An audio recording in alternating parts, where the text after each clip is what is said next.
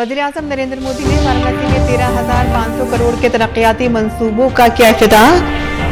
Banas Kashi complex का किया इफ्तिताह। वज़ीर-ए-आज़म ने वाराणसी में एक नए मेडिकल कॉलेज और BHU national centre of ageing का रखा संग बुनियाद।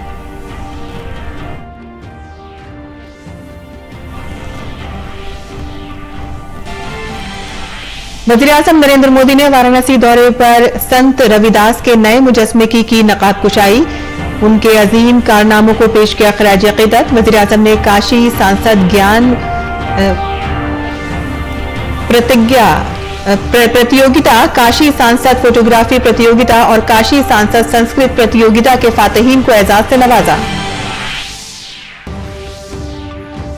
और मफरूर TMC रहनुमा शाहजहां शेख और उसके भाई के खिलाफ संदेश खाली के दही बाशिंदों में फूटा गुस्सा। सूरत हाल को काबू करने के लिए मौके पर पहुंचे DGP NHRC की टीम। जाए हादसे के दौरे पर शाहजहां की तलाश में ED की कार्रवाई भी तेज।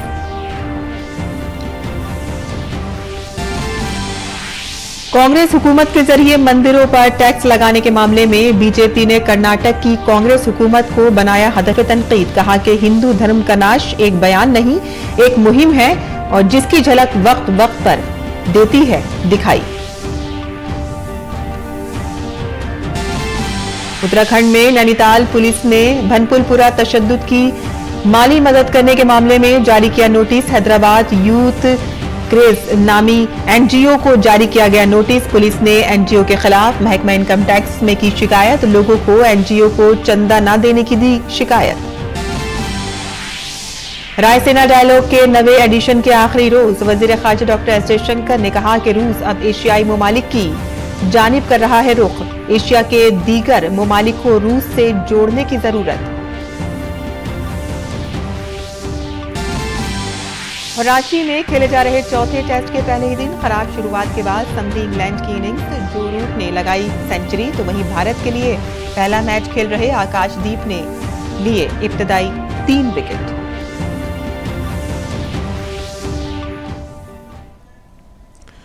आदाब नाज़रीन, खबरनामे में आपका इस्तकबाल है। मैं हूं साइमा खान। अब खबरें तफसील से। वज़ीर-ए-आज़म नरेंद्र मोदी का वाराणसी में शानदार इस्तकबाल हुआ है। तरक्याती मंसूबों का तोहफा देने पहुंचे वज़ीर-ए-आज़म का लोगों ने दिल खोल कर इस्तकबाल किया। लोगों ने जय श्री राम और मोदी मोदी के नारे लगाए। वज़ीर-ए-आज़म ने इस मोहब्बत के लिए उन तमाम लोगों का शुक्रिया अदा किया। वज़ीर-ए-आज़म नरेंद्र मोदी ने वाराणसी में 13,500 करोड़ रुपए के तरक्याती मंसूबों का इफ्तिताह और संग बुनियाद रखा। PM ने बनास काशी कॉम्प्लेक्स का इफ्तिताह किया। उन्होंने वाराणसी में एक नए मेडिकल कॉलेज और BHU में नेशनल सेंटर इन एजिंग का भी संग बुनियाद रखा। वज़ीर-ए-आज़म ने वाराणसी में national institute of fashion technology NIFT का संग बुनियाद भी रखा। वज़ीर-ए-आज़म ने सगरा स्पोर्ट स्टेडियम फेज 1 और डिस्ट्रिक्ट राइफल शूटिंग रेंज का इफ्तिताह किया। उन्होंने बनारस को सिल्क फैब्रिक प्रिंटिंग की सहूलत और वाराणसी में सयाहत और रूहानी सयाहत से मुताल्लिक कई प्रोजेक्टों का तोहफा भी दिया। सड़क के राब्तों को मजीद बेहतर बनाने के लिए कई सड़क मंसूबों का इफ्तिताह और संग बुनियाद भी रखा। वज़ीर-ए-आज़म ने बनास काशी कॉम्प्लेक्स का मुआयना किया। इसे पूर्वांचल में एक नया सफेद इनकलाब लाने की पहल समझा जा रहा है। 30 एकड़ में कायम कॉम्प्लेक्स की यौमिया सलाहियत 10 लाख लीटर है। दूध से मुतालिक दीगर मसनूआत भी यहां बड़े पैमाने पर तैयार की जाएंगी। वज़ीर-ए-आज़म नरेंद्र मोदी ने वाराणसी में रोपवे सर्विस के कैबिन का भी इफ्तिताह किया। ये मुल्क की पहली रोपवे पब्लिक ट्रांसपोर्ट सर्विस होगी। इससे लोगों को बड़े पैमाने पर सहूलत मिलेगी। कांग्रेस के युवराज परिवार ने क्या कहा?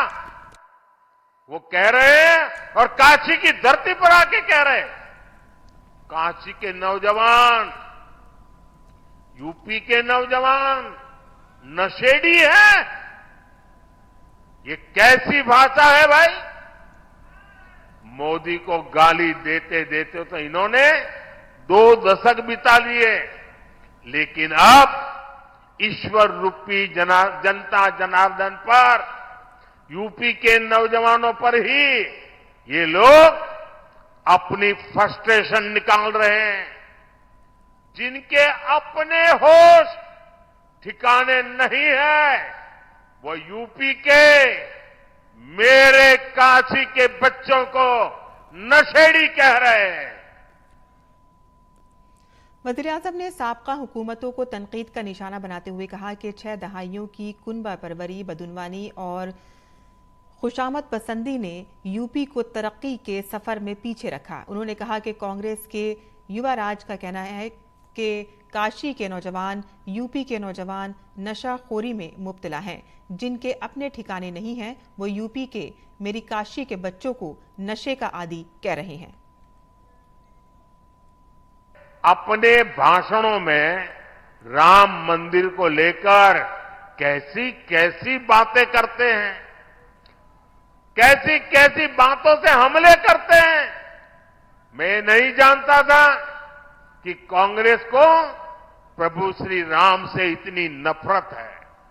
भाइयों और बहनों, ये अपने परिवार और अपने वोट बैंक से बाहर देख ही नहीं सकते, सोच ही नहीं सकते।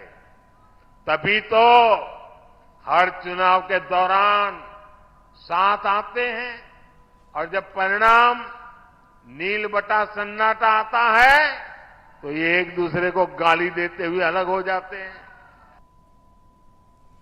वज़ीर-ए-आज़म ने इंडी इत्तेहाद की मजम्मत करते हुए कहा कि आजकल तो उनके गुस्से, घबराहट की एक और वजह है। इनको काशी और अयोध्या की नई तस्वीर बिल्कुल पसंद नहीं है। उन्होंने कहा कि मैं ये नहीं जानता था कि कांग्रेस को श्री राम से इतनी नफरत है। सरकार ने गन्ने के न्यूनतम मूल्य को बढ़ाकर 340 रुपये प्रति क्विंटल कर दिया है। पशुपालकों के हित को ध्यान में रखते हुए पशुधन बीमा कार्यक्रम को भी और आसान किया गया है। आप पूर्वांचल का उस समय याद करा, गन्ना के भुगतान के लिए पहले वाला सरकार कितना मिन्नत करवात रहे, लेकिन अब ये भाजपा की सरकार है। किसानों के बकाये का भुगतान तो हो ही रहा है, फसलों के दाम भी बढ़ाए जा रहे हैं। वज़ीर-ए-आज़म ने जोर देते हुए कहा कि 2 दिन पहले हुकूमत ने गन्ने की कम से कम कीमत बढ़ाकर 340 रुपये फी क्विंटल कर दी है। वज़ीर-ए-आज़म ने वाराणसी के शेर गोवर्धन में संत रविदास मंदिर का दौरा किया और पूजा की। साथ ही उन्होंने प्रसाद लिया।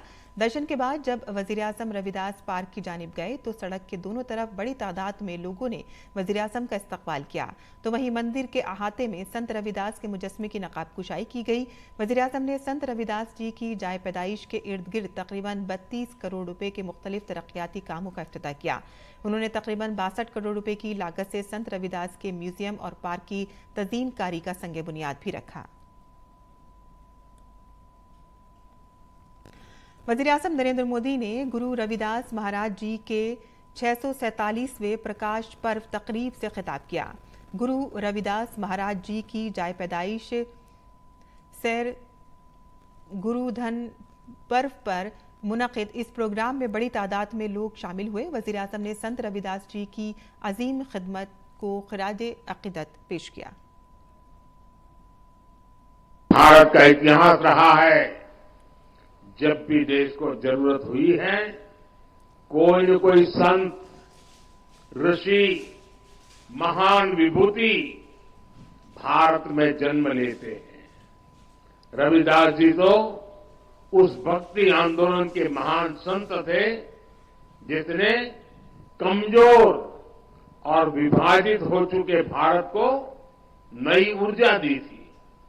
रविदास जी ने समाज को आजादी का महत्व भी बताया था और सामाजिक विभाजन को भी पाटने का काम किया। ऊंच नीच, छुआछूत, भेदभाव, इस सब के खिलाफ उन्होंने उस दौर में आवाज उठाई थी।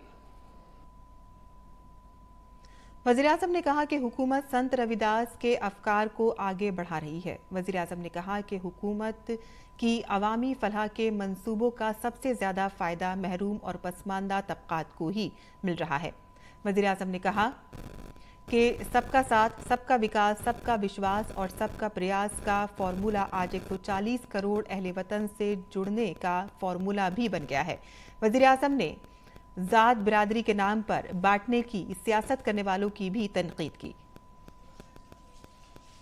समानता वंचित समाज को प्राथमिकता देने से ही आती है। इसलिए जो लोग, जो वर्ग विकास की मुख्य धारा से जितना ज्यादा दूर रह गए, पिछले 10 वर्षों में उन्हें ही केंद्र में रखकर काम हुआ है। पहले जिस गरीब को सबसे आखिरी समझा जाता था, सबसे छोटा कहा जाता था, आज सबसे बड़ी योजनाएं उसी के लिए बनी है।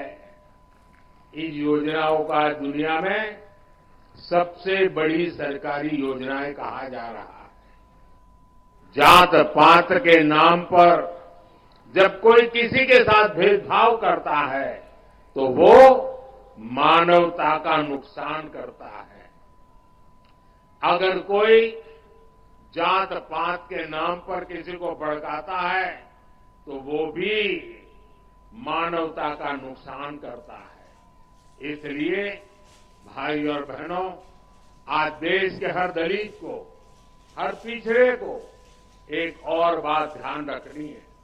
हमारे देश में जाति के नाम पर उकसाने और उन्हें लड़ाने में भरोसा रखने वाले इंडी गठबंधन के लोग दलित, वंचित के हित की योजनाओं का विरोध करते हैं। और सच्चाई ये है कि लोग जाति की भलाई के नाम पर अपने परिवार के स्वार्थ की राजनीति करते हैं। वज़ीर-ए-आज़म नरेंद्र मोदी अपने पार्लिमानी हल्के वाराणसी के दौरे पर हैं। वज़ीर-ए-आज़म ने वहां काशी सांसद ज्ञान प्रतियोगिता, काशी सांसद फोटोग्राफी मुकाबला और काशी सांसद संस्कृत मुकाबले के फातहीन को एजाज से नवाजा। बनारस हिंदू यूनिवर्सिटी के स्वतंत्र सभागार में मुनक़िद इस प्रोग्राम में तलबा की बड़ी तादाद ने शिरकत की। वज़ीर-ए-आज़म ने वाराणसी के संस्कृत तलबा में किताबें, यूनिफॉर्म सेट, मौसीकी के आलात और मेरिट स्कॉलरशिप भी तकसीम किए। वज़ीर-ए-आज़म नरेंद्र मोदी ने मुख्तलिफ मुकाबलों में जीतने वाले तलबा की तारीफ की और उनकी हौसला अफजाई भी की। वज़ीर-ए-आज़म से अवार्ड हासिल करने वालों के चेहरों पर अलग ही खुशी देखी गई। अवार्ड्स पेश करते हुए वज़ीर-ए-आज़म ने जीतने वालों से बातचीत की और उन्हें हमेशा आगे बढ़ते रहने की तरकीब दी। मुकाबलों में शुरा की बड़ी तादाद ने हिस्सा लिया, जिसमें वज़ीर-ए-आज़म ने जीतने वालों को एजाज से नवाजा। वज़ीर-ए-आज़म ने तमाम शुरा की सताइश की। काशी सांसद प्रतियोगिता को मुख्तलिफ शोबों में टैलेंट को निखारने का एक अहम प्लेटफॉर्म समझा जाता है।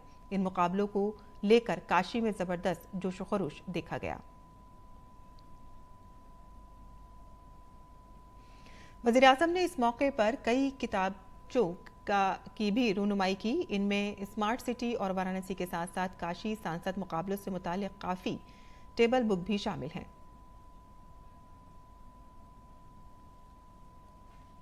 वज़ीर-ए-आज़म ने Kashi MP photography competition gallery का भी दौरा किया। वज़ीर-ए-आज़म ने वहां पर तस्वीरें भी देखी। वज़ीर-ए-आज़म ने शुरा से बातचीत भी की।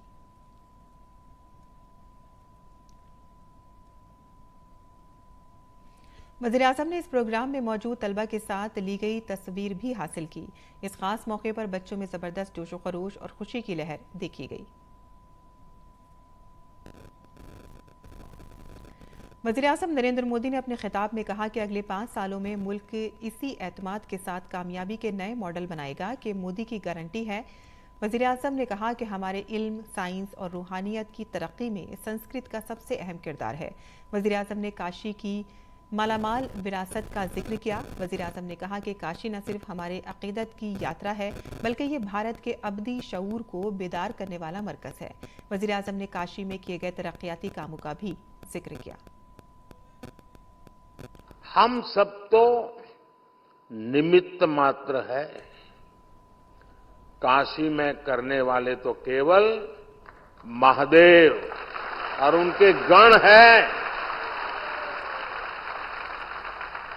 जहां महादेव का कृपा हो जाला, ऊ धरती अपने ऐसे ही समृद्ध हो जाले।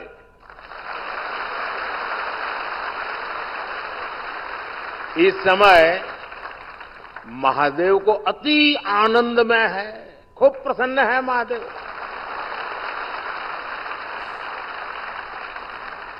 इसलिए महादेव के आशीष के साथ 10 वर्षों में काशी में चारों ओर चहुं ओर विकास का डमरू बजा है।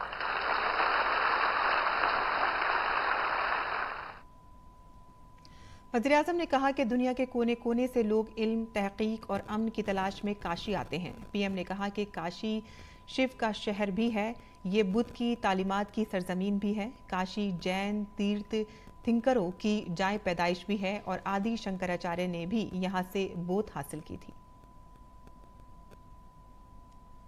का पाठ काशी में होता है, वही वेद पाठ उसी संस्कृत में हमें कांची में सुनाई देना पड़ता है। ये एक भारत श्रेष्ठ भारत के वो शाश्वत स्वर है जिन्होंने हजारों वर्षों से भारत को राष्ट्र के रूप में एक बनाए रखा है। आज काशी को विरासत और विकास के एक मॉडल के रूप में देखा जा रहा है। परंपराओं और अध्यात्म के इर्द गिर्द किस तरह आधुनिकता का विस्तार होता है, आज दुनिया ये देख रही है। रामलला के अपने नए भव्य मंदिर के विराजने के बाद अब अयोध्या भी इसी तरह निखर रही है।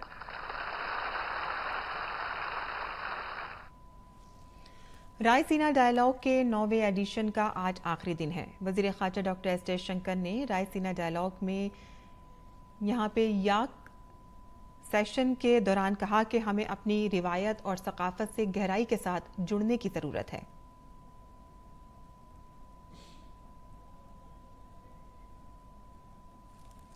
मगरबी बंगाल के 24 परगना के संदेश खाली में एक बार फिर से लोग मफरूर मरकजी मुल्जिम शाहजहां शेख के खिलाफ सड़कों पर निकल आए हैं। उनका कहना है कि वो इंसाफ चाहते हैं। जमीनों पर कब्जे और इस्मत दरी के मुल्जिम टीएमसी लीडर शेख जहां अभी तक पुलिस की गिरफ्त से दूर हैं। लोगों ने मफरूर टीएमसी लीडर और उनके भाई शेख सिराजुद्दीन के खिलाफ भी बरहमी का इजहार किया। दरियासना शेख सिराजुद्दीन के तालाब के करीब वाक़े झोपड़ी को आग लगा दी गई। मुजाहिरीन का इल्जाम है कि सिराजुद्दीन इस जमीन पर कब्जा कर रहे हैं और इसे माही परवरी के लिए इस्तेमाल कर रहे हैं। इल्जाम है कि इन दोनों भाइयों ने कई दिनों और कई दुकानों और मकानात पर भी कब्जा कर रखा है। और दही बाशिंदों के एहतजाज के पेश नजर डीजीपी मौके पर पहुंचे। डीजीपी राजीव कुमार ने कहा कि किसी को भी कानून अपने हाथ में नहीं लेना चाहिए। अगर किसी ने गलत काम किया है तो पुलिस को बताएं और इसके खिलाफ मुनासिब कार्रवाई की जाएगी। तो वहीं कौमी इंसानी हुकूक कमीशन का एक वफ्द आज संदेश खाली के दौरे पर है। संदेश खाली में मुसलसल जारी तशद्दुद और खवातीन के इस्तेसाल के वाक़े का नोटिस लेते हुए एनएचआरसी की टीम संदेश खाली पहुंची है और इससे कबल कौमी इंसानी हुकूक कमीशन ने रियासत के चीफ सेक्रेटरी और डीजेपी को नोटिस जारी करके 4 हफ्ते के अंदर रिपोर्ट तलब की है। तो वहीं एसएसटी कमीशन की टीम भी संदेश खाली पहुंची थी। मगरबी बंगाल के संदेश खाली का मामला सरगर्म है और पुलिस ने बीजेपी खवातीन मोर्चे को एक बार फिर से संदेश खाली जाने से रोका। इस टीम की क़यादत बीजेपी रुकन पार्लियामेंट लॉकेट चटर्जी कर रही थी। बीजेपी रुकन पार्लियामेंट लॉकेट चटर्जी और पुलिस अफसरान के दरमियान बहस भी हुई और इसके बाद लॉकेट चटर्जी को रियासती पुलिस ने हिरासत में ले लिया। और इससे कबल भी 16 फरवरी को खवातीन रुकन पार्लियामेंट के वफ्द को संदेश खाली नहीं जाने दिया गया था। उत्तराखंड में नैनीताल पुलिस ने भनपुलपुरा तशद्दुद की फंडिंग में एक एनजीओ के किरदार की निशानदेही करते हुए नोटिस जारी किया है। इसमें लोगों से कहा गया है कि वो इस एनजीओ को चंदा ना दें। एनजीओ का नाम हैदराबाद यूथ क्रेज है। पुलिस ने इसके अकाउंट नंबर, रजिस्ट्रेशन नंबर और पैन नंबर जैसे तमाम दस्तावेजात की मालूमात महकमा इनकम टैक्स और दीगर एजेंसियों को दे दी है ताकि इन्हें जब्त किया जा सके। और इसके अलावा इस तंजीम को चंदा देने वालों की भी निशानदेही की जा रही है। नैनीताल पुलिस ने वाज़ेह तौर पर कहा है कि गैर कानूनी तरीके से पैसे लेने, फसादियों की हिमायत करने और सोशल मीडिया पर हक़ाइक़ को मस्क करने वालों के खिलाफ सख्त कार्रवाई की जाएगी। बीजेपी के तर्जुमान सुधांशु त्रिवेदी ने कर्नाटक में कांग्रेस हुकूमत के जरिए मंदिरों पर टैक्स लगाने के मामले पर कहा है कि हिंदू धर्म का नाश एक बयान नहीं है, ये एक मुहिम है जिसकी झलक तमिलनाडु, कर्नाटक से लेकर बंगाल तक वक्त वक्त पर नजर आती रही है। कर्नाटक में मंदिरों पर टैक्स, उससे पहले भी इस प्रकार की कई बातें आई हैं। अनाप शनाप उल्टे सीधे बयान। कर्नाटक के कांग्रेस के पूर्व कार्यकारी अध्यक्ष रहे और वर्तमान के पीडब्ल्यूडी मिनिस्टर सतीश जारकीहोली हिंदू शब्द को गंदा कह चुके हैं। खड़गे साहब के बेटे क्या क्या बोल चुके हैं। इरेडिकेशन ऑफ सनातन धर्म यानी हिंदू धर्म का समूल नाश केवल एक बयान नहीं है बल्कि एक अभियान है जिसकी झलक आपको तमिलनाडु से लेके, कर्नाटक से लेके बंगाल तक समय समय पर दिखाई पड़ती रहती है। इन्फोर्समेंट डायरेक्टोरेट ने टीएमसी लीडर शाहजहां शेख को चौथा समन भेजा है। बंगाल में राशन की तकसीम के घपले में शाहजहां शेख से पूछताछ करने के लिए ईडी ने 29 फरवरी को कोलकाता में कायम अपने दफ्तर बुलाया है। और काबिल गौर है कि मगरबी बंगाल के राशन तकसीम घपले में तकरीबन 10,000 करोड़ की बदउनवानी हुई है और इस मामले में ईडी ने सबसे पहले बंगाल के साबिक वजीर ज्योति प्रिया मलिक को गिरफ्तार किया था और जांच के दौरान इस मामले में टीएमसी लीडर शाहजहां शेख और बनगांव म्युनिसिपल कॉर्पोरेशन के साबिक चेयरमैन शंकर आघा के शामिल होने की बात सामने आई थी। इस मामले में 5 जनवरी को ईडी की टीम संदेश खाली में शाहजहां शेख की रिहाइशगाह पर छापे मारने पहुंची तो वहां शाहजहां के हिमायत करने वालों ने हमला कर दिया था। ईडी ने शाहजहां शेख से जुड़े जमीन हड़पने के मामले में एक नया मामला दर्ज किया है। हावड़ा, संदेश खाली और 6 दीगर पर और इलाकों में छापेमारी जारी है। मगरबी बंगाल बीजेपी के सदर सुकांत मजूमदार ने संदेश खाली के मामले पर गवर्नर सीवी आनंद बोस से मुलाकात की। उन्होंने गवर्नर से मुलाकात करके अपने साथ होने वाली बदसलूकी के बारे में बताया। सुकांत मजूमदार को कल संदेश खाली पुलिस स्टेशन के सामने एहतजाज करने पर पुलिस ने गिरफ्तार किया था। पुलिस ने उन्हें जमानत पर रिहा कर दिया था। गवर्नर से मुलाकात के बाद उन्होंने कहा कि रियासत में दफा 144 सिर्फ बीजेपी पर नाफिज है। अभी सिर्फ बीजेपी के लिए ही लगा हुआ है क्योंकि टीएमसी के एमएलए तो 50 लोग लेके घूम रहे हैं इधर उधर, उनके लिए तो 144 नहीं है। It's a partial 144 only applicable in case of BJP workers and BJP leaders. For others, specially for Trinamool Congress, it is not applicable. तीनों भाई वहां पे जमींदारी चलाते थे, वहां के बादशाहत चलाते थे और लोगों के ऊपर इतना अत्याचार आप सोच भी नहीं सकते। ऐसी व्यवस्था वहां पे तैयार करके रखी है तृणमूल कांग्रेस और ममता बनर्जी ने, कोई आवाज नहीं उठा सकता था। आज जाके महिलाएं आवाज उठा रही है। और खेल की खबरों में भारत और इंग्लैंड के दरमियान रांची में खेले जा रहे चौथे टेस्ट मैच के पहले दिन के खेल के खिताम पर इंग्लैंड ने 7 विकेटों पर 302 रन बना लिए हैं।